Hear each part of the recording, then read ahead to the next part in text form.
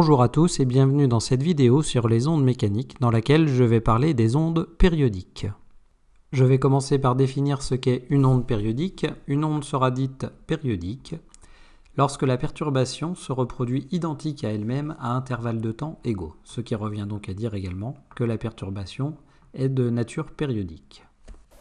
Une cuve à ondes, par exemple, est un appareil permettant d'obtenir des ondes mécaniques progressives périodiques. À l'aide d'une soufflerie, on modifie la surface du liquide, ce qui génère des ondes périodiques qui se propagent à la surface de l'eau.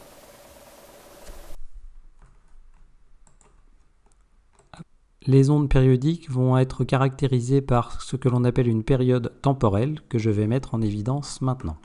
Pour mettre en évidence cette notion, je vais me placer à un point M et je vais suivre l'évolution d'une perturbation à ce point. La perturbation sera notée Y de M et de T, donc je me place au point M, donc fixé dans l'espace, et j'observe en fonction du temps comment évolue la perturbation. Je me retrouve avec donc un graphique où je vais avoir le temps en abscisse, la perturbation en ordonnée, et j'obtiens ce schéma suivant, enfin cette courbe suivante. Qu'est-ce que j'observe? J'observe ici que en me plaçant toujours au même point, en fait, donc j'ai ici un signal qui est périodique, donc qui se reproduit identique à lui-même. Par exemple, si je prends ce point-là, je vois que ce point-là se retrouve à l'identique ici. Cet intervalle correspondra donc à ce qu'on appelle la période temporelle T. C'est un intervalle de temps, étant donné que mon axe ici est en temps. Je vois que cela se reproduit ensuite. J'ai également la période temporelle et également la période temporelle ici, et évidemment cela continue. La période temporelle T est donc définie en un point donné du milieu de propagation comme étant la plus petite durée séparant deux perturbations identiques, et donc on l'appelle période temporelle. Elle est notée grand T et se mesure en secondes. Je vais présenter un exemple de détermination expérimentale d'une période temporelle. Pour ce faire, je vais utiliser un émetteur et un récepteur d'ultrasons. Je les place en face à face et je visualise le signal reçu par le récepteur. Je me trouve donc bien à un point donné de l'espace et j'observe l'évolution de ma perturbation dans ce point. J'obtiens donc sur mon oscilloscope ici l'évolution en fonction du temps de ma perturbation. Et j'observe que j'obtiens un signal ici périodique. Je peux déterminer sa période en prenant par exemple l'intervalle de temps entre ce point et ce point. Donc sur un oscilloscope, je commence par d'abord déterminer le nombre de divisions correspondant à la différence de ces deux points que je nomme x. Ici, x vaut 5,0 divisions. J'ai également besoin pour pouvoir trouver le temps correspondant du balayage. Le balayage est donné ici. Il est de 5,00 microsecondes par division. J'ai donc mon nombre de divisions, mon balayage. Je vais maintenant pouvoir déterminer l'intervalle de temps ici qui correspond à la période temporelle de l'onde. J'ai donc dit que j'avais x qui valait 5,0 divisions, b égale 5,00 microsecondes par division. Pour obtenir l'intervalle de temps qui correspond à ma période, il suffit de faire t égale b fois x. Je remplace par les valeurs numériques, t égale 5,00 fois 5,0. Je vais garder deux chiffres significatifs parce que c'est là où j'en ai le moins. Et j'obtiens donc t égale 25 microsecondes, étant donné que mon balayage était donné ici avec des microsecondes par division. Je vais convertir pour passer en secondes, ce qui me donne t égale 2,5 x-5 secondes. La période temporelle que nous venons de calculer pour une onde est souvent associée à une grandeur en physique qui est la fréquence. La fréquence est définie pour une onde périodique comme étant le nombre de fois où la perturbation va se répéter à l'identique par seconde. Elle va s'exprimer en Hertz, donc H majuscule Z minuscule, et on la calcule en utilisant la relation F égale 1 sur grand T avec T qui correspond à la période temporelle exprimée en secondes. Si je reprends mon exemple précédent, j'avais donc tout à l'heure déterminé une période temporelle de 2,5 10-5 secondes. en utilisant la relation permettant de trouver la fréquence, f égale 1 sur t. Je remplace t par sa valeur numérique. Donc f est égal à 1 sur 2,5 10-5, ce qui me donne ici f égale 4,0 10 puissance 4 Hz, que l'on peut également écrire sous la forme f égale 40 kHz. C'est ce qui correspond bien ici à la fréquence de mes ondes ultrasonores qui ont été émises. En plus d'une période temporelle, une onde périodique va également posséder ce que l'on appelle une période spatiale, que je vais mettre en évidence maintenant. Je vais réutiliser la cuve à onde présentée précédemment, l'observation ici d'une cuve à onde, donc d'une photo, donc à un t fixé, donc je fixe le temps. Comme ça, je vais pouvoir sur ma cuve à onde observer l'espace avec x en abscisse, cette fois sur mon graphique.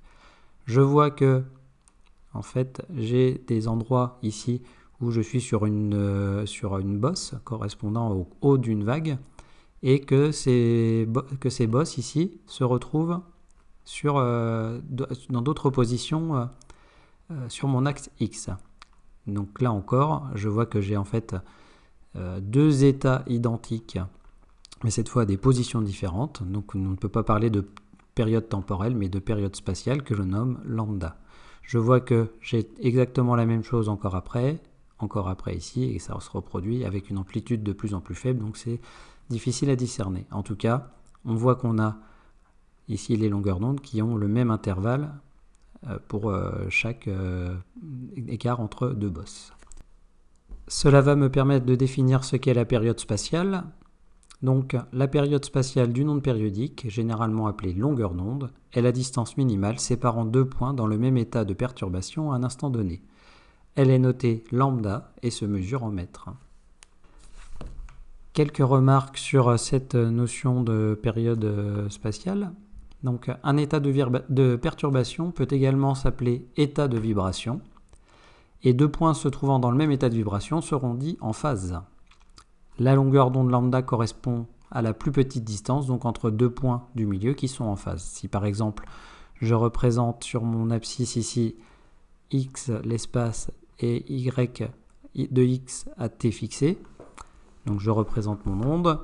Si je me place dans un état ici de vibration particulier, je vois que les points ici que je représente sur mon onde en fait sont dans le même état de vibration.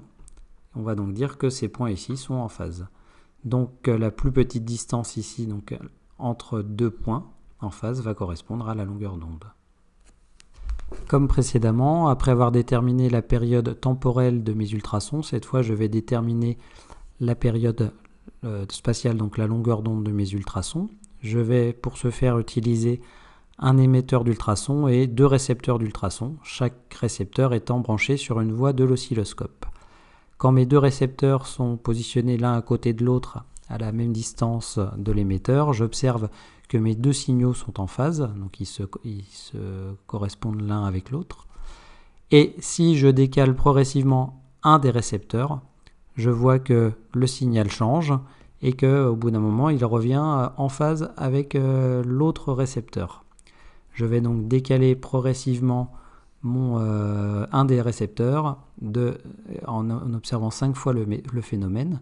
Donc pour exploiter mon expérience, initialement donc je me trouvais avec mes deux récepteurs à égale distance de l'émetteur, avec les deux signaux en phase.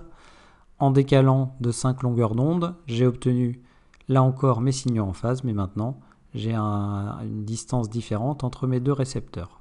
Je vais donc pouvoir, ici sur ma photo, déterminer l'écart entre mes deux récepteurs. Donc, il suffit de lire la distance L qui se trouve ici, qui est de 4,5 cm.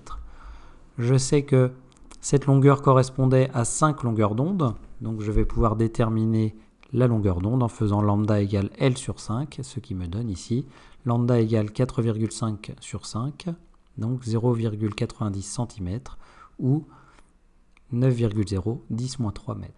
La période spatiale peut être définie d'une autre manière.